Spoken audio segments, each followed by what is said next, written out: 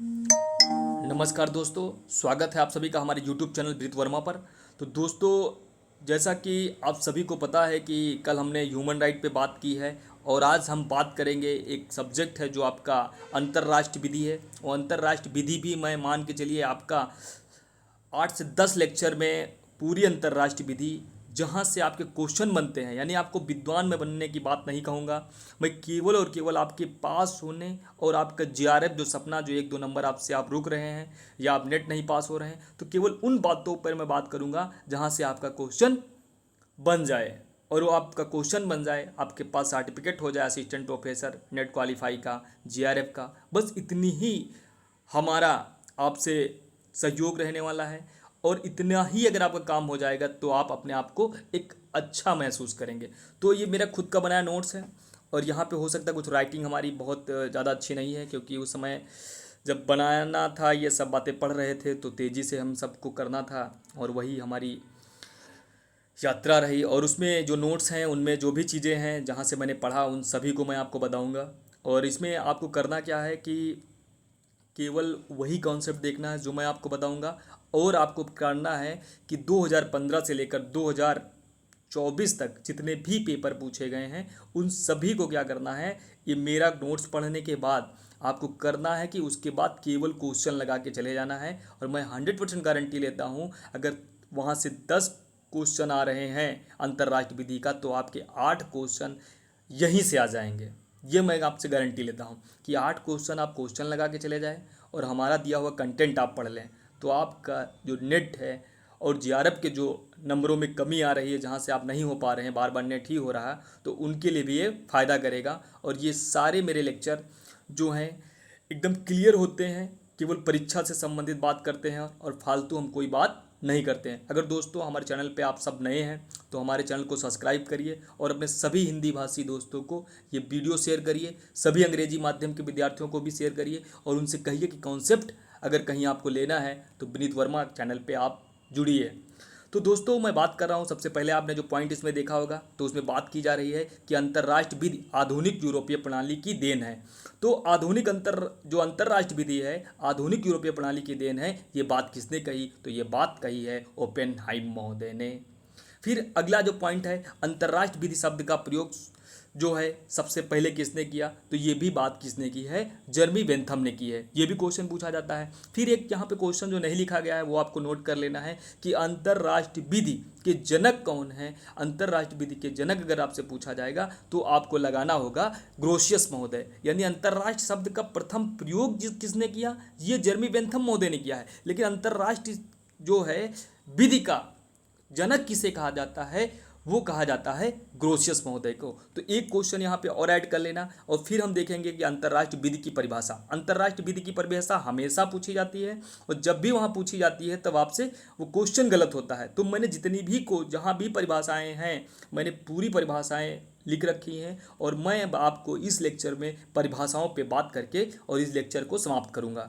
तो पहली परिभाषा जो हमको देखनी है वो ओपेनहाइम महोदय की देखनी है और इन्होंने अंतर्राष्ट्रीय विधि के बारे में क्या कहा ये देखते हैं। तो इन्होंने कहा कि राष्ट्रों की विधि अथवा अंतर्राष्ट्रीय विधि उन रूढ़िजन्य तथा परंपरागत नियमों के समूह को कहते हैं जिन्हें सभ्य राज्य अपने पारस्परिक व्यवहारों में क्या करते हैं? बंधनकारी मानते हैं। यानी कि इनका कहना है कि राष्ट्रों की विधि अथवा अंतर्राष्ट्रीय विधि उन रूढ़िजन्य तथा परंपरागत नियमों का समूह को कहते हैं जिन्हें सभ्य राज्य अपने पारस्परिक व्यवहारों में बंधनकारी मानते हैं। यानी कि सभी राज्य जो हैं वो अपने ऊपर इस चीज़ को क्या करते हैं? बंधनकारी मानते हैं, क्योंकि वो रूढ़िजन्य नियम है, परंपरागत नियम है और वो क्या है? सभ्य राज्य के नियम है। इसलिए वो सभी क्या करते हैं? अपने ऊपर क्या मानते हैं? बंधनकारी मानते हैं। ये बात किसने कही? ओपेनहाइम महोदय ने की। तो उन्होंने एक वर्ड यूज किया है रूढ़िजन्य, एक यूज किया है परंपरागत और एक यूज किया है इन्होंने सभ्य राज्य अपने ऊपर पारस्परिक व्यवहार में बंधनकारी मानते हैं। यानी इन शब्दों को आप पकड़ के रखना। रूढ़िजन्य शब्द किसने प्रयोग किया है और कि सभ्य राज्य अपने ऊपर पारस्परिक व्यवहारों में बंधनकारी मानते हैं, ये वर्ड किसने प्रयोग किया था? तो ये ओपेनहाइम। मतलब यही वर्ड हैं जो आप वहाँ पकड़ पाएंगे और सही से वहाँ पे आंसर टिक कर पाएंगे। तो रूढ़िजन की बात आ जाए, जहाँ परंपरागत की बात आ जाए और सभ्य राज्य की बात आ जाए, तो वो समझ लीजिए कि परिभाषा किसकी है? वो परिभाषा ओपेनहाइम महोदय की है। अगले हमारे विश्वशास्त्री कौन से हैं? ये हैं जेएस ब्राइली।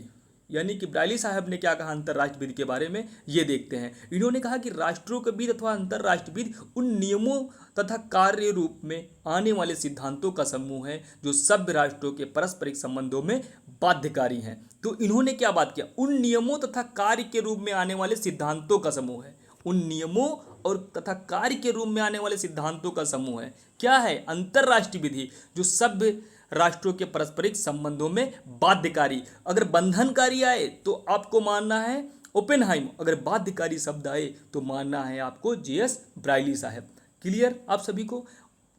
अगली परिभाषा हम देखते हैं, एक जो हमारा प्रमुख वाद है अंतर्राष्ट्रीय विधि का, उसमें परिभाषा दी गई है और ये वाद है West Rand Central Gold Mining Company Limited versus King, 1905 का वाद है। ये आपको सन भी याद रखना है, ये कब का वाद है? 1905 का। West Rand Central Gold Mining Company Limited versus King, 1905 का वाद है। इसमें क्या कहा गया अंतर्राष्ट्रीय विधि के बारे में? तो इसमें कहा गया कि अंतर्राष्ट्रीय विधि का अर्थ जो है सभ्य राष्ट्रों द्वारा स्वीकृत उन नियमों से है जो नागरिक के पारस्परिक आचरण को निर्धारित करती है। यानी नागरिक के पारस्परिक आचरण को निर्धारित करती है कौन? अंतर्राष्ट्रीय विधि। ये बात किस में कही गई थी? तो ये बात कही गई थी West Rand Central Gold Mining Company Limited versus King. यानी कि जहाँ पे आ जाएगा नागरिक के पारस्परिक आचरण की बात आ जाएगी, वहाँ पे आपको इस केस को लगाना होगा और आपको समझ जाना होगा कि आपकी परिभाषा किस परिभाषा की बात की गई है। क्लियर आप सभी को? फिर अगला वाद है हमारा एसएस लोटस वाद, 1927 का है। एसएस लोटस वाद 1927 में अंतर्राष्ट्रीय विधि की परिभाषा क्या दी गई है, इसको देखते हैं। इसमें कहा गया कि अंतर्राष्ट्रीय विधि से हमारा तात्पर्य उन सिद्धांतों से है जो स्वतंत्र राष्ट्रों के बीच लागू हैं। इन्होंने कौन सा वर्ड यूज किया है? स्वतंत्र राष्ट्रों के बीच लागू हैं, उन्हें ये उन सिद्धांतों को माना है अंतर्राष्ट्रीय विधि जो स्वतंत्र राष्ट्रों के बीच लागू होते हैं। ये बात कहाँ पे की गई है? एसएस लोटस वाद में कही गई। तो स्वतंत्र राष्ट्रों के बीच कहाँ पे बात की गई है? ये एसएस लोटस में की गई है। नागरिक की बात कहाँ की गई है? वेस्ट रैंड को बाध्यकारी की बात कहाँ की गई है? ब्राइली महोदय ने किया था। बंधनकारी की बात किसने कहा था? तो क्या किसने कहा था? ओपेनहाइम महोदय ने। तो 4 परिभाषा याद हो गई आपको? क्लियर। एक एक वर्ड पकड़ना है और उसी वर्ड से हमें टिक करना है, विद्वान नहीं बनना है। ठीक है, ये आप बात याद रखना, क्योंकि वहाँ पे एक ही वर्ड होगा जो आपको वहाँ पे इस माइंड में डालेगा कि आपका ये ऑप्शन सही है। और यही बात इस व्यक्ति ने कहा था, यह इस प्रमुख वाद में कही गई थी। क्लियर आप सभी को? अगली हमारी परिभाषा है जो है फिलिप सी जेसेप, एक मॉडर्न लॉ नेशनल 1948 की एक बुक है, उसमें कहा गया है कि अंतर्राष्ट्रीय विधि अथवा राष्ट्रों के विधि वह विधि है जो राज्यों के पारस्परिक संबंधों तथा व्यक्तियों के राज्यों के साथ संबंध पर लागू होता है। व्यक्तियों के राज्यों के साथ संबंध पर लागू होती है और पारस्परिक संबंधों पर। ये बात किस में कही गई है? ये फिलिप सी जेसप ने कही है और अंतर्राष्ट्रीय विधि की परिभाषा देते हुए कहा है कि अंतर्राष्ट्रीय विधि अथवा राष्ट्रों की विधि वह विधि है जो राज्यों के पारस्परिक संबंधों तथा व्यक्तियों के राज्यों के साथ संबंध पर लागू होती है। मतलब ये बता रहे हैं कि राज्यों के पारस्परिक संबंध और व्यक्तियों के राज्यों के साथ जो संबंध है उन पर जो लागू होती है उसे इन्होंने अंतर्राष्ट्रीय विधि कही है। तो यहाँ पे 2 वर्ड पकड़ना है, पारस्परिक संबंध और व्यक्तियों के राज्यों के साथ संबंध। क्लियर। तो अगले हमारे जो व्यक्ति हैं वो हाल महोदय हैं। हाल महोदय ने क्या कहा कि अंतर्राष्ट्रीय विधि उन आचरण के उन नियमों का समूह है। अंतर्राष्ट्रीय विधि उन आचरण के उन नियमों का समूह है जिन्हें आधुनिक सभ्य राज्य पारस्परिक संबंधों पर उसी प्रकार से बंधनकारी मानते हैं जिस प्रकार से विवेकशील व्यक्ति अपने देश की विधि को मानता है, जिसका उसे पालन करना होता है, जिसका पालन करना बंधनकारी होता है। अगर हाल की बात की जाएगी कि हाल की परिभाषा में आप कीवर्ड क्या ढूंढ पाए, अगर विवेकशील व्यक्ति अपने देश की विधि को मानता है, अगर ये एग्जाम्पल देकर अंतर्राष्ट्रीय विधि को किसी ने समझाया है तो वो हाल महोदय ने समझाया है। तो आपको हाल महोदय वहाँ पे ऑप्शन चुनना होगा। क्लियर आप सभी को? अगले हमारे जो विशास्त्री हैं, अगले जो हैं वो क्या कहते हैं, एक हेकवर्थ महोदय हैं, जिन्होंने कहा कि राज्यों ने संबंध को नियंत्रित करती है, मतलब अंतर्राष्ट्रीय जो विधि है राज्यों के संबंध को नियंत्रित करती है, ये हेकवर्थ महोदय ने कही। यानी राज्यों के संबंध के को नियंत्रित करने की बात किसने की है, तो हेकवर्थ महोदय ने किया है। फिर अगला हमारा एक प्रमुख वाद है क्वीन वर्सेस केन, 1876 का वाद है। क्वीन वर्सेस केन का 1876 का वाद है। इसमें अंतर्राष्ट्रीय विधि की क्या परिभाषा दी गई है, ये हम देखते हैं। इसमें बात की गई कि अंतर्राष्ट्रीय विधि चलनों का वह समूह है, किसका, चलनों का वह समूह है जो सभ्य राष्ट्र पारस्परिक संबंधों के पालन करना स्वीकार करते हैं। ये बात लॉर्ड कॉलरिज महोदय ने क्वीन वर्सेस केन के बाद में कहा था। क्या बात इन्होंने यूज की है, चलनों का समूह है जो सभ्य राज्य पारस्परिक संबंधों में पालन करना उचित। तो चलन की बात किसमें की गई है, लॉर्ड कॉलरिज महोदय ने किया है, कॉलरिज महोदय ने किया है क्वीन वर्सेस केन के बाद में। क्लियर आप सभी को। अगले हमारे भी शास्त्री हैं केल्सन महोदय। केल्सन महोदय ने अंतर्राष्ट्रीय विधि की परिभाषा देते हुए क्या कहा कि अंतर्राष्ट्रीय विधि या राज्यों के मध्य विधि ऐसे नियमों का समूह का नाम है जो राज्य पारस्परिक संबंधों में उनके आचरण को नियंत्रित करते हैं। आचरण के नियंत्रण मतलब पारस्परिक संबंध में उनके आचरण को नियंत्रित करती है। ये बात किसने की, तो ये बात की है केल्सन महोदय ने। केल्सन महोदय की परिभाषा जब भी आपको पूछी जाएगी आपको याद रखना होगा कि परस्परिक संबंध में अपने आचरण को नियंत्रित करने की जो बात की जाती है वो अगर परिभाषा में अगर वर्ड आप पा गए तो आपको केल्सन महोदय टिक करना है। क्लियर आप सभी को। अगली हमारी परिभाषा है वो है अंतर्राष्ट्रीय विधि की सोवियत संघ द्वारा दी गई परिभाषा। ठीक है, सोवियत परिभाषा क्या कहलाती है, अंतर्राष्ट्रीय विधि राज्यों के पारस्परिक संघर्ष तथा सहयोग जिसमें राज्यों के शासन करने वाले वर्ग की इच्छा की अभिव्यक्ति होती है तथा जिसे राज्यों द्वारा व्यक्तिगत अथवा सामूहिक दबाव द्वारा प्राप्त किया जाता है को नियंत्रित करने वाले नियमों के कुल समूह को कहा जाता है। यानी कि जो सोवियत संघ ने परिभाषा की वो क्या की कि अंतर्राष्ट्रीय विधि राष्ट्रों के पारस्परिक संघर्ष तथा सहयोग जिसमें राज्यों के शासन करने वाले वर्ग की इच्छा की अभिव्यक्ति होती है तथा जिसे राज्यों द्वारा व्यक्तिगत अथवा सामूहिक दबाव द्वारा प्राप्त किया जाता है तथा उसको नियंत्रित करने वाले नियमों का कुल समूह है, उसे क्या कहा जाता है, अंतर्राष्ट्रीय विधि। क्लियर। फिर चीनी परिभाषा क्या है, चीनी परिभाषा के 3 आवश्यक तत्व हैं। पहला है यह शासन करने वाले वर्ग की इच्छा को अभिव्यक्त करता है। क्या, अंतर्राष्ट्रीय विधि शासन करने वाले वर्ग की इच्छा की अभिव्यक्ति है। यह सामाजिक संबंधों को नियंत्रित करने वाले नियमों का कुल समूह है। इसमें परिवर्तनीय तत्व विद्यमान है। इसमें क्या है, परिवर्तनीय तत्व विद्यमान है। ये बात किसमें कही गई, अंतर्राष्ट्रीय विधि की चीनी परिभाषा में। 3 वर्ड हैं। पहला है यह शासन करने वाले वर्ग की इच्छा की अभिव्यक्ति है। यह सामाजिक संबंधों को नियंत्रित करने वाले नियमों का समूह है। इसमें परिवर्तनीय तत्व विद्यमान है। ये बात कही गई चीनी परिभाषा में। अगले हमारे जो भी शास्त्री हैं उनको देखते हैं, एडवर्ड कॉलिंस महोदय।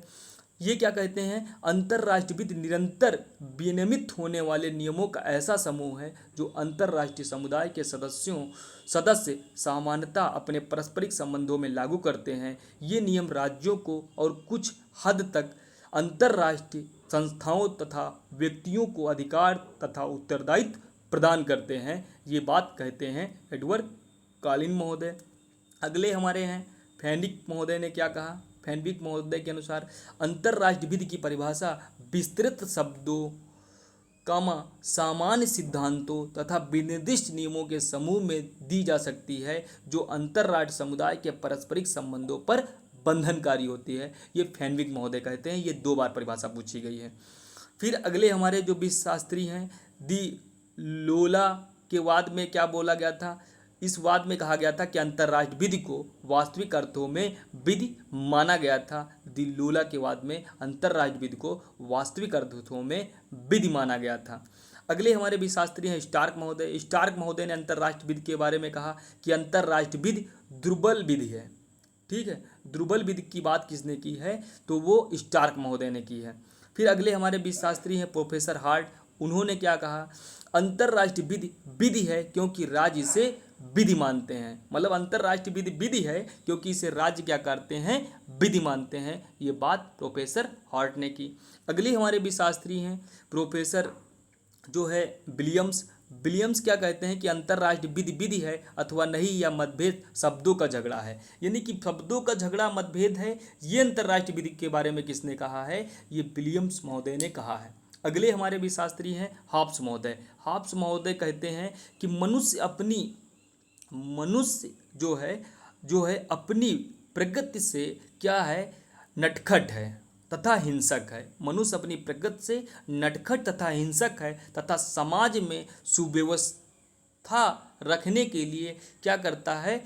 उपाय मतलब भय जो कि विधि में निहित होती है आवश्यक है। ये बात हॉब्स महोदय ने कहा कि मनुष्य अपनी प्रगति से क्या है? नटखट है तथा हिंसक है तथा समाज में सुव्यवस्था रखने के लिए भय जो कि विधि में निहित होता है वह क्या है? आवश्यक है। ये बात किसने की है? ये हॉब्स महोदय ने की है।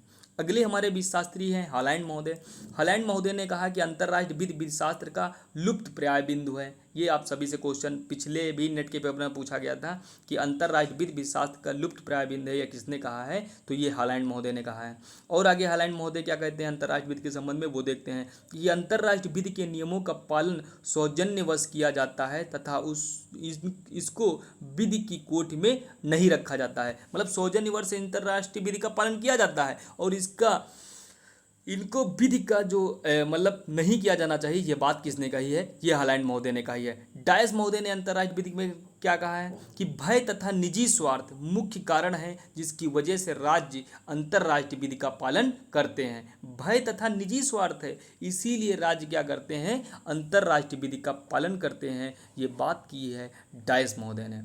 फिर हम देखते हैं कि आर्टिकल 94 संयुक्त राष्ट्र चार्टर का क्या कहता है? अंतर्राष्ट्रीय विधि में भी अनुशस्तियाँ हैं। मतलब जो लोग कहते हैं कि अंतर्राष्ट्रीय विधि नहीं है, तो उसके संबंध में आर्टिकल 94 क्या कहता है यूएनओ का? वो कहता है कि अंतर्राष्ट्रीय विधि में भी अनुशस्तियाँ हैं। आणविक परीक्षणवाद 1973 के निर्णय में क्या कहा गया था? उसमें कहा गया था कि अंतर्राष्ट्रीय विधि में अंतर्राष्ट्रीय न्यायालय के निर्णय को नहीं माना जाता है। अंतर्राष्ट्रीय विधि में अंतर्राष्ट्रीय न्यायालय के निर्णय को नहीं माना जाता है। ये भी बात आपको याद रखना इंपॉर्टेंट है। फिर हम देखते हैं कि अंतर्राष्ट्रीय विधि के आधार के संबंध में दो मत हैं। पहला मत है प्राकृतिक मत और दूसरा मत है अस्तित्ववादी मत। प्राकृतिक मत और अस्तित्ववादी मत में केवल यही पूछा जाता है कि समर्थक कौन है। तो जो प्रकृतिवादी मत है उसमें क्या कहे? समर्थक हैं जो हैं वातेल एम फ्यूडेनडार्क और यामेसियम हैं। ये 3 लोग हैं। और अस्तित्ववादी मत में अंतर्राष्ट्रीय विधि के आधार राज्य के वास्तविक व्यवहार को बताते हैं। फिर जो इसमें बात की है कि अंतर्राष्ट्रीय विधि की जो प्रकृति है विधि का भाग है। प्राकृतिक विधि के धर्मनिरपेक्ष रूप प्रस्तुत करने का श्रेय किसको जाता है? तो वो ग्रोशियस महोदय की जाती है। प्राकृतिक विधि अंतर्राष्ट्रीय विधि का आधार है, ये बावेल महोदय कहते हैं कि ये आपको याद रखना है। फिर अस्तित्ववादी मत में हम देखते हैं कि अंतर्राष्ट्रीय विधि का आधार राज्य के वास्तविक व्यवहार को बताते हैं और प्रमुख विधिशास्त्री हैं विंकर महोदय। राज्यों की अवधारणा जो प्रस्तुत की करते हैं अंतर्राष्ट्रीय विधि में वो हीगल महोदय करते हैं। अंतर्राष्ट्रीय विधि की बंधनकारी शक्ति का आधार एक उच्च भौतिक सिद्धांत है।